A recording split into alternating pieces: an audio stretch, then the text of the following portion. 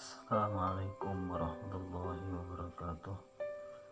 Bismillah, alhamdulillah, wassalatu wassalamu ala rasulillah Sayyidina Muhammad ibn Abdullah wa mawalah wa man tabi'ahu bi amma ba'du. Mengenal nama Allah subhanahu wa ta'ala Ar-Rahim. Ar-Rahim adalah nama Allah yang ketiga setelah Ar-Rahman. Ar-Rahim artinya yang sangat pengasih dan penyayang. Ada sedikit perbedaan antara Ar-Rahman dan Ar-Rahim. Kalau Ar-Rahman bermakna pengasih, penyayang, dan memberi nikmat yang besar-besar. Sedangkan Ar-Rahim bermakna pengasih, penyayang, dan memberi nikmat yang kecil-kecil. Seperti nikmat kekayaan, nikmat kecantikan, nikmat ditambahkan iman, dan lainnya. Ada lagi perbedaan antara Ar-Rahman dengan Ar-Rahim. Kalau Ar-Rahman khusus untuk Allah saja, sedangkan Ar-Rahim Allah mau memberikan nama tersebut kepada makhluknya. Seperti Nabi Muhammad SAW diberi nama dengan Ar-Rahim. Juga seorang ibu yang sayang terhadap anaknya bisa juga diberi nama oleh Allah dengan nama Ar-Rahim. Allah mempunyai 100 rahmat. Di antara yang 100 itu cuma satu yang diturunkannya di dalam dunia ini. Betapa dia sangat kasih sayang terhadap umatnya, dan seorang ibu juga betapa sayangnya ia terhadap anaknya. Namun yang demikian itu cuma dari satu rahmat yang Allah turunkan ke dalam dunia ini. Berarti ada 99 rahmat lagi yang disimpan oleh Allah untuk hambanya di akhirat kelak.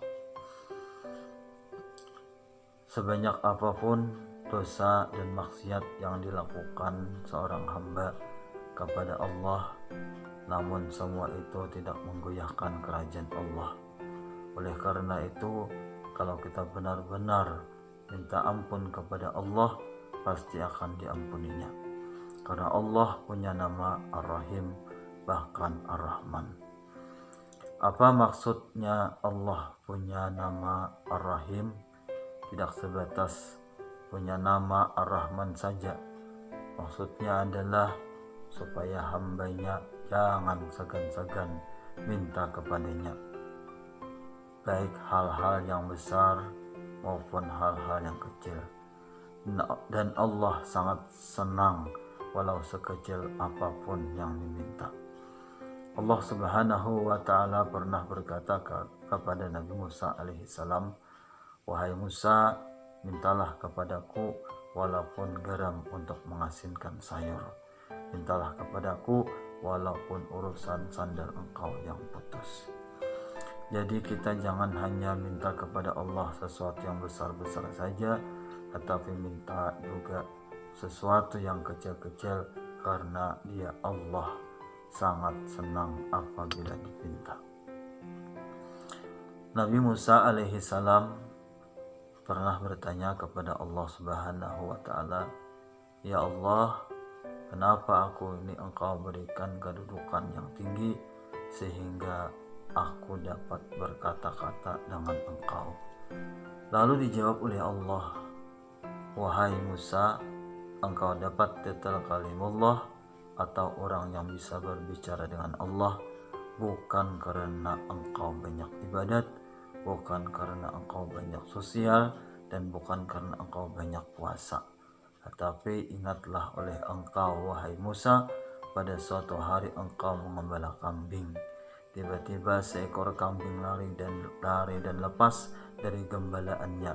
Kemudian kambing itu engkau kejar sehingga melewati beberapa buah gunung, dan akhirnya engkau dapat menangkapnya. Di waktu engkau menangkap kambing itu, sedikit pun engkau tidak marah dan sedikit pun engkau tidak kecewa dengan kambing itu." Selanjutnya Allah subhanahu wa ta'ala berkata kepada Nabi Musa alaihissalam, "Dengan sebab engkau sayang terhadap makhlukku, maka engkau berhak mendapatkan titel kalimullah.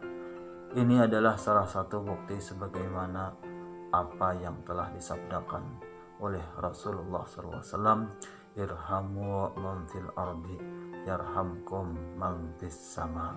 Artinya, sayangilah oleh kalian orang-orang yang ada di bumi, niscaya menyayangi terhadap kalian orang-orang yang ada di langit. Orang yang tidak mempunyai rasa kasih sayang terhadap makhluk Allah, ia tidak akan mendapatkan kedudukan yang tinggi di sisinya. Seseorang yang sudah dapat derajat yang tinggi pun, apabila satu saat hilang kasih sayangnya, ia akan dihapus oleh Allah Subhanahu wa Ta'ala dari kedudukannya yang tinggi.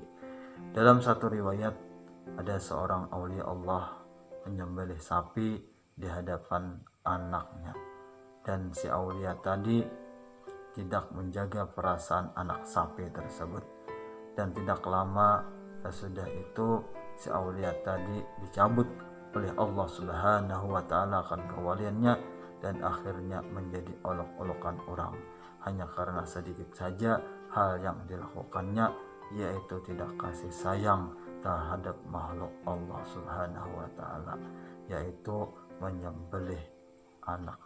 menyembelih sapi di depan anaknya sapi.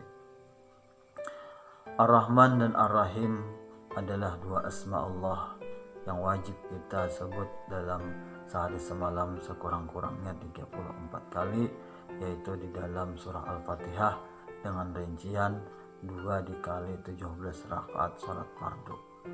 Allah Subhanahu wa Ta'ala tidak mewajibkan menyebut namanya Al-Jabbar, Al-Qahar, atau nama-namanya yang sifatnya menakutkan kepada kita, lain halnya dengan Ar-Rahman dan Ar-Rahim. Allah mewajibkan menyebut nama tersebut. Ini adalah isyarat dari Allah Subhanahu wa Ta'ala kepada kita agar kita selaku hambanya tidak meninggalkan kasih sayang kepada sesama. Jadi apabila kita tidak bisa membantu seseorang disebabkan karena jauh atau karena tidak mampu, maka hendaklah kita bantu mereka sekurang-kurangnya dengan doa. Apabila kita sudah mampu menjadi seorang hamba Bismillahirrahmanirrahim, maksudnya dapat bagian dari asma Tuhan, yaitu Allah, Ar-Rahman dan Ar-Rahim, atau menjadi Abdullah, Abdurrahman dan Abdurrahim, maka demikian itu akan memudahkan untuk mendapatkan bagian di antara asma Allah Subhanahu wa Ta'ala yang selanjutnya. Karena yang pokok dari seluruh asma Allah adalah asma Allah yang 3 tersebut, yaitu Allah, Ar-Rahman dan Ar-Rahim. Wallahu a'lam bishawab. Semoga bermanfaat. Wassalamualaikum warahmatullahi wabarakatuh.